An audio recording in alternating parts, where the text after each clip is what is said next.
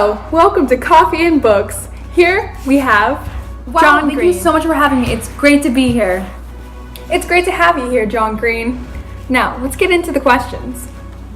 Who's the antagonist in the story? Well, the antagonists in the story are basically a bunch of rich kids who really don't do anything and just want to pass the classes at Culver Creek, and basically Miles and Chip have this nickname for them, and they're called the Weekday Now Warriors. let's talk about the real person in the story.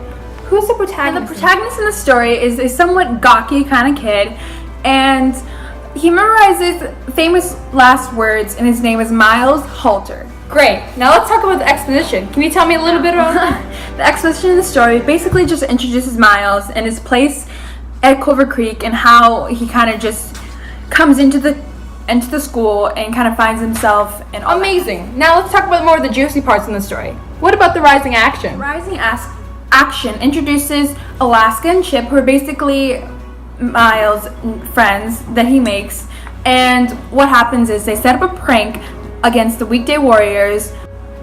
While in the middle of making the prank, Alaska and Miles start to develop feelings for each other and all that. Alright, now let's talk about the climax. Probably one of the really sad ones in the story, but Alaska dies in a car crash because the day before she realizes that she was late to put flowers on her mother's grave, that she died, and while in the middle of that, she was driving really fast in her car and got in a car wreck and ended up dying, which puts Miles and Chip through a big depression, and they feel super duper guilty.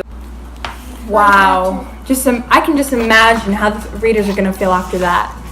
Let's talk about the resolution. Let's see if there's a happy part in the story.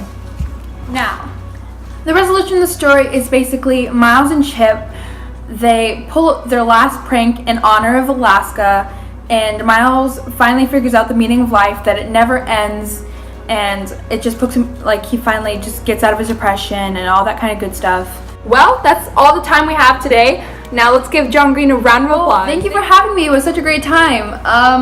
Goodbye, everybody.